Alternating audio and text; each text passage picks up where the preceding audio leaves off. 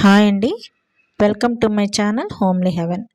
మీలో first time నా channel చూస్తుంటే please like, share and subscribe. నేను ఈరోజు 2 లంచ్ రెసిపీస్ చూపిస్తున్నానండి. ఇవి చాలా ఈజీగా అయిపోతాయండి, టేస్టీగా కూడా ఉంటాయి. నేను ముందుగా ఒక మిక్సీ జార్లో పచ్చి కొబ్బరి హాఫ్ ముక్క తీసుకున్నానండి. దాంట్లోకి పచ్చిమిరపకాయలు, జీలకర్ర, అల్లం ముక్క వేసి ఇలాగా కచ్చాపచ్చాగా గ్రైండ్ చేసి పెట్టేసుకున్నాను.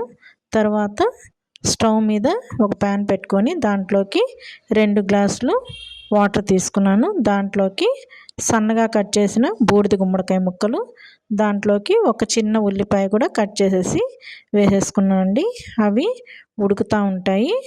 తర్వాత మనం ఇక్కడ ఒక బౌల్లో నేనైతే ఒక పెద్ద గ్లాస్ నిండా మజ్జిగ చిలికి పెట్టుకున్నానండి చిక్కగా.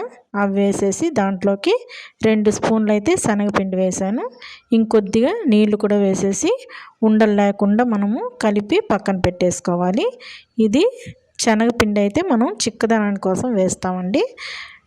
మజ్జిగ కొద్దిగా పలచగా ఉంటాయి కదా, అందుకోసం కొద్దిగా చిక్కదనానికి శనగపిండి వాడుతున్నాను. దీంట్లోకి ఒక చిన్న టమాటా కూడా వేసేసి ఉడకబెట్టేస్తున్నానండి. ఇవి ముక్కలు కొద్దిగా బాగా ఉడకాలి. ఉడికిపోయినాయి అనుకున్న తర్వాత ఇప్పుడు మనము ఈ కలుపుకు పెట్టుకున్న ఈ పెరుగు మిక్చర్ కూడా దీంట్లో వేసేయాలండి. వేసేసి బాగా ఒక 2-3 పొంగులు రావాలి. వచ్చిన తర్వాత దాంట్లోకి కొద్దిగా మనము గ్రైండ్ చేసుకున్న పేస్ట్ కూడా వేసేసేయాలి. వేసేసి ఇంకోసారి కలిపి పెట్టేసుకొనేసి ఒక్క పొంగు వస్తే సరిపోతుందండి. మళ్ళీ మనము ఒక గ్లాస్ నీళ్ళు వేసుకుంటే మన కన్సిస్టెన్సీకి తగ్గట్టుగా, మజ్జిగ పులుసు కదా కొద్దిగా నీళ్ళగా ఉంటే బాగుంటుంది. ఇలాగా బాగా ఒక పొంగు వచ్చేసిన తర్వాత మనమైతే సన్న సెగలో ఉడకబెట్టుకుంటూ ఉండాలండి. పొంగు వచ్చేసిన తర్వాత ఇంకా మళ్ళీ స్టవ్ మీద ఒక ప్యాన్ పెట్టుకొని దాంట్లోకి ఆయిల్ వేసాను. దాంట్లోకి ఆవాలు, జీలకర్ర, వెల్లుల్లిపాయలు వేసుకుంటే వేసుకోవచ్చండి. నేనైతే వేయలేదు. ఎండుమిరపకాయలు, ఇంగువ, కరివేపాకు వేసేసి బాగా వేగనివ్వాలండి. బాగా చిటపటలాడేసి బాగా వేగిన తర్వాత మనము మరగపెట్టుకున్నాం కదా ఈ మజ్జిగ పులుసు, ఇది దీంట్లోకి షిఫ్ట్ చేసేయడమే. షిఫ్ట్ చేసేసి మనము ఇంకొక కొద్దిసేపు అలాగ ఉంచేసి దాంట్లోకి కొద్దిగా సాల్ట్ అడ్జస్ట్ చేసుకోండి. ఒకవేళ తగ్గిన కొద్దిగా వేసుకోండి. నాకైతే కొద్దిగా తగ్గిందండి. అందుకోసం అనేసి నేను ఒక హాఫ్ స్పూన్ అయితే నేనైతే సాల్ట్ యాడ్ చేసుకున్నాను. యాడ్ చేసేసుకొని లాస్ట్లో కొత్తిమీర కూడా వేసేసి దించేయడమేనండి. ఇంతేనండి, సింపుల్గా అయిపోతుంది. ఇది చాలా మంచి టేస్ట్ని ఇస్తుందండి. ఒకసారి ట్రై చేసి చూడండి, బూడిద గుమ్మడికాయతో మజ్జిగ పులుసు. తర్వాత ఇక్కడైతే నేను పకోడీకి ప్రిపేర్ చేసుకుంటున్నాను.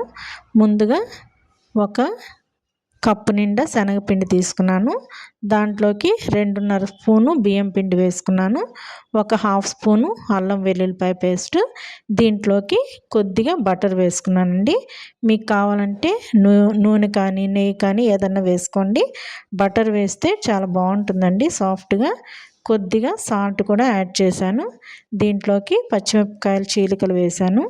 తర్వాత 2 కట్టలు బాగా శుభ్రంగా కడిగి ఇలాగ సన్నగా కట్ చేసి పెట్టుకున్నానండి. పాలకూర మీకు ఇంకొద్దిగా ఎక్కువ కావాలన్నా యాడ్ చేసుకోవచ్చు. పాలకూర ఎక్కువ వేస్తే టేస్ట్ కూడా బాగానే ఉంటుంది.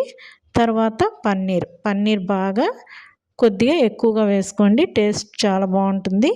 మనం ఎప్పుడు కర్రీస్ ఇలా కాకుండా ఇలాగ డిఫరెంట్గా చేసుకోండి, చాలా బాగుంటుందండి.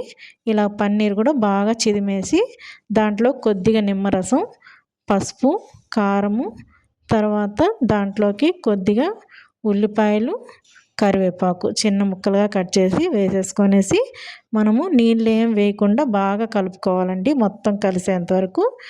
ఎందుకంటే మనకి పాలకూరలో తడి ఉంటుంది కదా, అందుకోసం ముందుగానే నీళ్ళు వేసుకోవద్దండి, జోరుగా అయిపోతుంది. అవసరమైతే వేసుకోండి, లేకపోతే లేదు. నాకైతే కొద్దిగా నీళ్ళు పట్టినాయండి.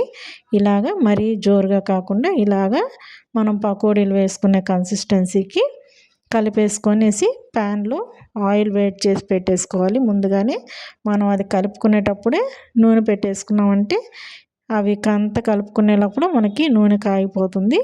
ఇలాగా మనము చిన్న చిన్నగా పకోడీలాగా వేసేసుకోవడమేనండి. ఇవైతే చాలా బాగుంటాయి టేస్టీగా. ఒకసారి ట్రై చేయండి. ఎప్పుడు పన్నీర్ కర్రీ అలాగా రోటీలోకి అలా చేసుకుంటూనే ఉంటాం కదా, ఇలాగా పకోడీలు కూడా చాలా బాగుంటాయండి.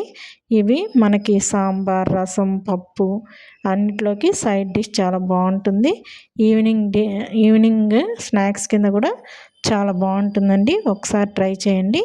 ఇలాగా గోల్డెన్ బ్రౌన్ కలర్ వచ్చేంత వరకు బాగా క్రిస్పీగా అయిపోయినాయి చూడండి. బటర్ వేసాం కదా, మనకి చాలా సాఫ్ట్గా క్రిస్పీగా చాలా బాగా వస్తాయి. ఇలాగా ట్రై చేసి చూడండి. మీకు